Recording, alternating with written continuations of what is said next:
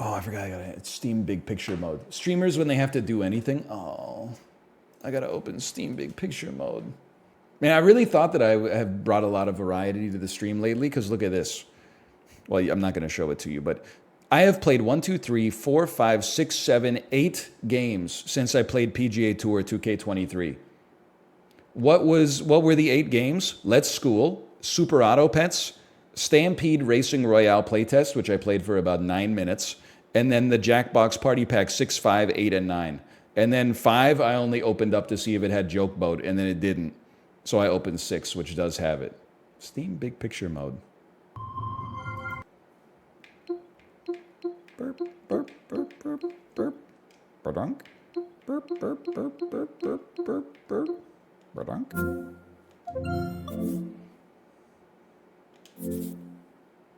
When's Remnant coming back? Who's going to tell them? Something happened. I don't think it happened to me. I think it happened to the world. I don't think I've ever changed. When I played Remnant with Rob, we had a fun time the entire time. When I played Remnant with Sips and Mouth, none of us had any fun, and I didn't like the game. What happened? And by all accounts, the game is better. I also saw somebody say, I finally made it to the final boss of Remnant 2, and it makes me hate the rest of the game. And I was like, oh no, they did it again. Impatience? I don't think so. I think, like, honestly, hang on, I need to see if I want to get my bucket hat here and link my 2K account in settings for 250 VC. I honestly just think that a lot of, and you don't have to agree. I know, because any opinion, if I talk about politics, people will be +2, +2, +2. So true, so true. If I share an opinion on video games, because of the way the internet culture is, it's like, let's argue. This is not an invitation to argue. This is just one man's experience. Part of it might be me getting older, but I also feel like my 2 cents, for me personally, is that a lot of games that I play these days, I leave the game feeling that it's over-designed. I'm not saying every game needs to be a big red button and you press it and fireworks come out and you go, but I'm definitely like, I get that Remnant is a looter shooter. So I understand that having a lot of mechanics related to like your gear score is emblematic of the genre. But for me, sometimes it's like a little bit too much. You got a class. Okay, I can handle a class. You got different weapons. I can handle that. Every weapon has 2 extra slots on it to put in modifiers. Okay, I'm starting to get a little, but then also on top of that, the modifiers have 3 decimal places on each one, plus 0.317% chance to find uncommon loot. And I'm like, this is getting a little ridiculous. Like, just for me, that's all I'm saying. Just for me. If you like it, that's fine. I'm glad it's doing well. But I don't mind a complex game. Like, I had a really good time playing the Banished Vault, but like sometimes my eyes just glaze over if I'm buying a game to like play with my friends, and then it's like, hey, do you need this leather overcoat I found? It's a plus 1.7% chance to do lightning damage if your gun has a green stock on it. And well, let me check and see if my gun has a green. No, my gun has a chartreuse stock. Does that count as green? Or I don't, anyway. But golf is what it's all about, man. Golf is the answer. Golf is the way. Take me back to my career, please. You know what? It's fucking too. I can't. Is the B button is the A button and the A button is the B button? Now I gotta see another ad. Greensman or Powerhouse? Time to write your name in the record books. I'll dismiss that, I suppose, using escape. People trying to tell me I hate RPGs because I was talking about not liking Remnant. So in fact, people are gaslighting me. They said, you got overwhelmed by Divinity 2. First off, Divinity 2 is this like somewhat complicated game. Secondly, I didn't get overwhelmed by it at all. I enjoyed Divinity 2 a lot. The problem is that the first time I played it was on YouTube, and it was just like, you know, we were like, there's no shot we're going to get 900 episodes of this done. Hang on, I gotta take out Bubba Watson. It's just not gonna happen the way that the YouTube doesn't reward that style of content, unfortunately. And then with Team Unity, you know, it was Dan. And Dan will own that too. We were playing Divinity, everybody was having a good time, but Dan's heart wasn't in it, so which made it, I mean, it was a drag for the rest of us to get anything done because everybody has to be there for the quest to get completed. I like Divinity Original Sin too. Hang on, if you just give me a moment here. I have to pause the game, but first it has to ping a server. I have to go to assign controller. I've assigned my controller. I'm ready to go. Okay, let me practice. Incredible. Too fast. I forgot that they keep talking. Can you move the mouse pointer? No, there is no mouse pointer. Just like there is no spoon. I can't move the mouse pointer. The only thing that you can move is your mind. You think you're just getting tired of games? No, not at all. I love video games.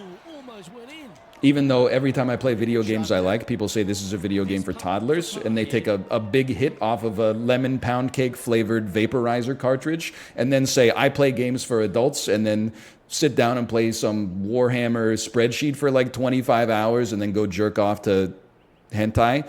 Anyway, sorry, I got a lot of trauma like associated with living my entire life in the crucible of anonymous online criticism directed at my intelligence. We're working that out, you know, not you and me, but me and my therapist. Anyway, so I don't think I'm getting tired of video games at all. I think it's just as I've gotten older, I've lost the desire to really pretend to be part of the zeitgeist by like playing every new popular AAA game that's coming out. Because, you know, for a while I was like, I'm a gamer. I love games. I've got to see how the new Tom Clancy's Ghost Recon plays. And then I'd play it for like an hour and be like, it seems good if you're a fan of the genre. But then I would never touch it again, and I'd go back to like The Binding of Isaac. So I think what I've learned, and it's taken me a while, is like over time, I've acknowledged like which kind of games are no longer for me. You know, just because you don't vibe with Remnant 2 or even like Baldur's Gate, that doesn't mean you don't like games. Play some Wilmot's Warehouse or something like that. Play PGA Tour. You can still and just, you know, remove yourself as part of the gaming community. That's the secret. And I'm still working on it myself, but if you can do that and still just play video games like the way my parents do, where like once a year they'll be like, I want to play a golf video game, and then they'll get like an 8-year-old Tiger Woods game and play it for an hour and be like, that was a lot of fun. That's the secret, man. But then you complain there's nothing to play? I don't really complain there's nothing to play. Remember, I'm on my non-neurotypical arc. I could play Super Auto Pets for my entire streaming work week and have a great time. The only thing is I take psychic damage when I do it because of the fact that chat's like, sap again, I'm going to leave. And then they type people leave, which makes me think that my career's ending. But then they stay. So it's like just a gaslight nonstop. Really, the reason I add in variety is not for me, it's for you. Because your brains are so normal that you need to constantly have like new thing. Whereas I'm like, oh my God, ham sandwich for lunch again? This is the greatest day of my life. We appreciate it. Some of you do. Cracker Jacks doesn't. Cracker Jacks, red name. Viewing without video flare. Red name, Cracker Jacks, spelled with a K. Underscore at the end. Noted. Also, like, there's a banter new game continuum. You play new game, people are always like, I'm so excited for you to play Baldur's Gate 3. But I've been there before. I think if I had the time, I would play Baldur's Gate 3. Like if I was 17 and it was summer vacation, I would play and finish Baldur's Gate 3, and for life, it would probably be one of my favorite games of all time. Right now, though, the idea of playing it for chat makes me want to die, just because I know, A, analytics will be bad, and then B, like right now, we're having a conversation, there's some witty repartee, you know? There's some banter, there's some jabs, there's people are taking offense, people are leaving, people are coming back and saying, I just left Dan's stream, etc., etc. But as soon as we start playing Baldur's Gate 3, every comment is going to be like, first off, there's going to be 27 minutes between each chat message, and every chat message is going to be from like the same dude, and his name is going to be like Theon Greyjoy of the North or something like that. And it's going to say, actually, your breastplate scales with your strength stat. Your strength stat is really good, but you need to have a crushing weapon instead of a sharp weapon for fighting enemies that are made exclusively of bones. You're still spec'd with a sword, which you were using, which was good because you were fighting like enemies that bled, but skeletons don't bleed, so you should switch to your mace right now. And then I'd be like, anybody else? Anybody else? Anybody else? Anybody eated a ghost kitchen recently? Anybody got any thoughts on ghost kitchens or something? So in the same way, and I don't mean, this is just the human condition, I think. In the same way that you complain about me playing new stuff, and you're like, no, you just, seriously, if you just gave Prey a chance, it would really pop off. And I'm like, I don't think it would. I have the exact same thing, but inverted for chat, where my experience tells me that sometimes chat does know what they want to see, but most of the time, they don't know what they want to see. They think they want to see Baldur's Gate 3, but then like 2 hours into Baldur's Gate 3, they're like, I'm going to go leave to watch a streamer like drink their own piss or something like that. I'm not willing to drink my own piss, but if you made me choose between doing a full campaign of Baldur's Gate 3 or drinking my own piss, I would have to think about it. Drinking my own piss once? How long would I be sick for? Probably not too long. Probably like a couple hours maybe. Probably not at all. It's true, I'm very well hydrated. My piss is probably just, it's pretty close to just being like sparkling water at this point. Oh! Okay, they've sincerely tried to curse me. Hey, look at me. Lovely Momo, hello. Chibli and lovely Momo, welcome to the stream. A chance now from the bunker. Oh, you got Tomo in the back. This guy does not leave me alone. Really? He sits there for like 15 minutes, then he comes right here and just spins in a circle until I pet him. Our leader is a couple of shots up at this stage. Chet likes Tomo there. Like, he's right on the screen. They do, they love it. He knows, like, where the camera is. Olivia Munn, Tomo, Chibli, lovely Momo, lovely Tomo. He is lovely, folks. We love him. We love our Tomos. We love our Rukas. We don't know where he is, but we love him too. And Olivia Munn and Ripley. I think it's a little insulting that I mean, I'm -1.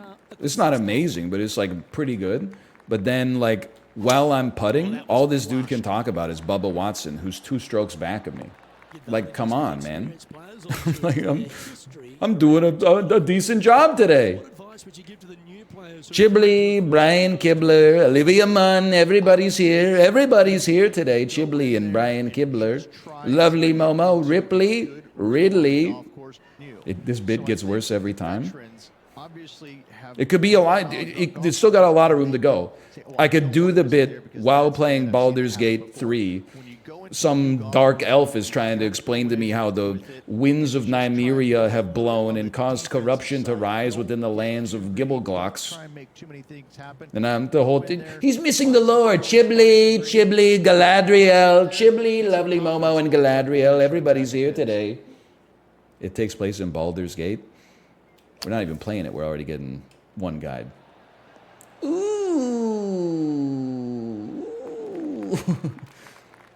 And now to Bubba Watson. I don't give 2 shakes of a lamb's tail about Bubba Watson. He's crazy though.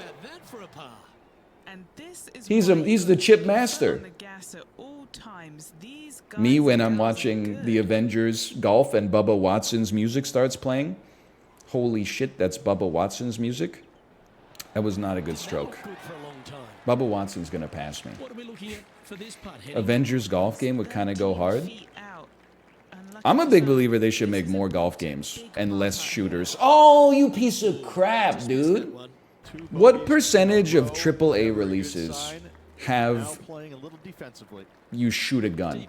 Because like there's definitely some that have you swing a sword instead.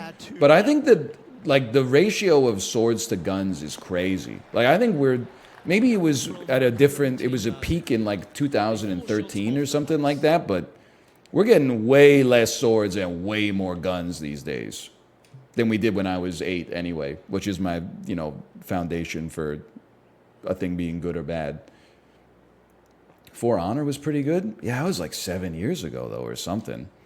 For Honor, yikes. For Honor dies of cringe. So you don't actually, maybe you guys don't like games. Because every game that I play, with a couple of exceptions, but most games that I play them for an hour and I say, I had fun with that. That was pretty good.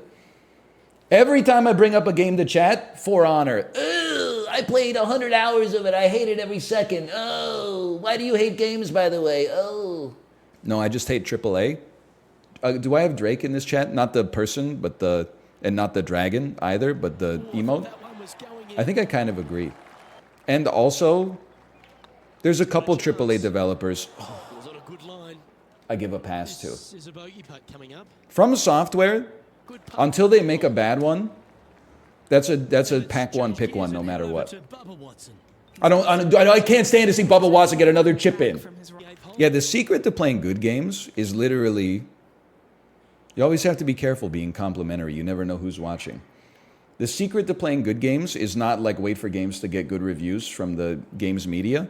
You simply wait to see what games Retromation or Splattercat play that their audience actually likes, and then you yoink it and play it yourself a lot. Not a bad shot, that one.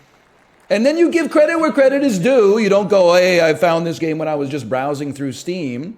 You say, hey, I have a large viewer overlap with these people, and they gave me the back channel tip that this game is good.